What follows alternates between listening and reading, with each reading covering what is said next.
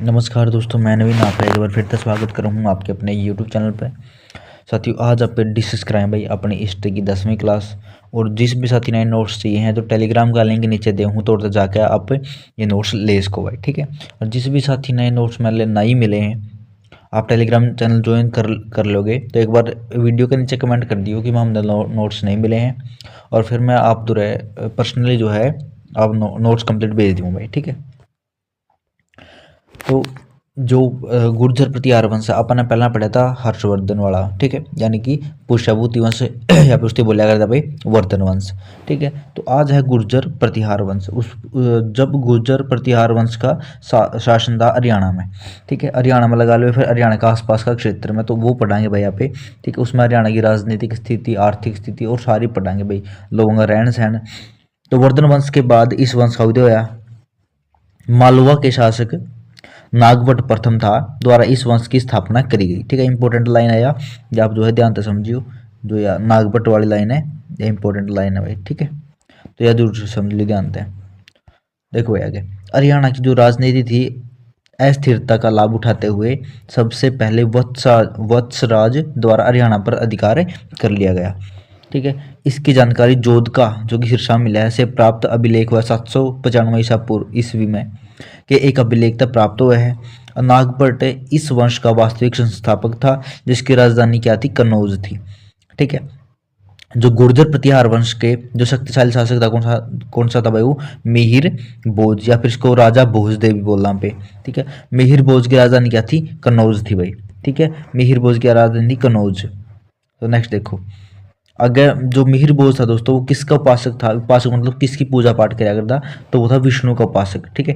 किसका उपासक था, विष्णु जी का उपासक था। मिहिर भोज के दो अभिलेख मिले हैं हरियाणा से प्राप्त, एक तो सिरसा में और एक पेवा में, ठीक है।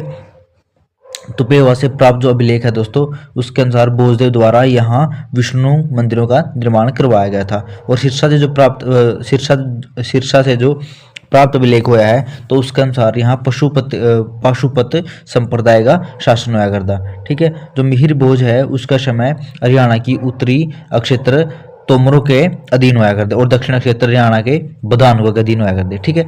उत्तरीय क्षेत्र किसका अधीन है, तोमरों का, और दक्षिण क्षेत्र किसका अधीन हुआ करते, बदानुकों के अधीन हुआ करते, ठीक है। चलो नेक्स्ट पेज पे चल रहे हैं।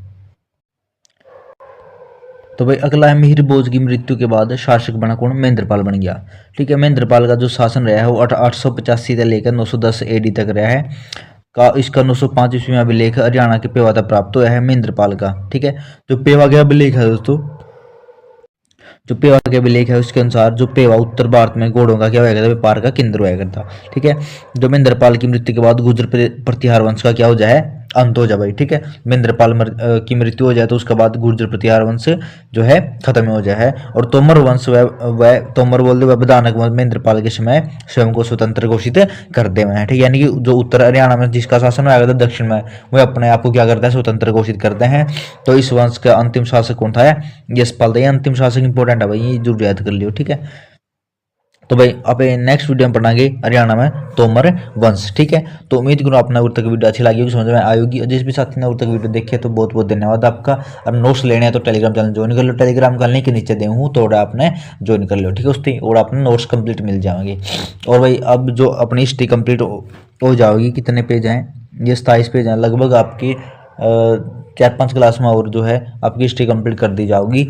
और फिर आप हरियाणा का और वो छेड़ेंगे विविध, ठीक है। जैसे कि खेल हो गए, सारे जितने भी खेल हैं, ठीक, आभूषण हो गए, तो सब पहले विविध खत्म करके फिर आप जो कंटेंट है अपना हरियाणा का, जो हरियाणा पुलिस खातर इंपॉर्टेंट चाहिए, तो वो कंटेंट आपका तैयार करने लग रहा हूँ, तो वो भी जल्दी आप तक प्रोवाइड करवा दूंगा, ठीक है।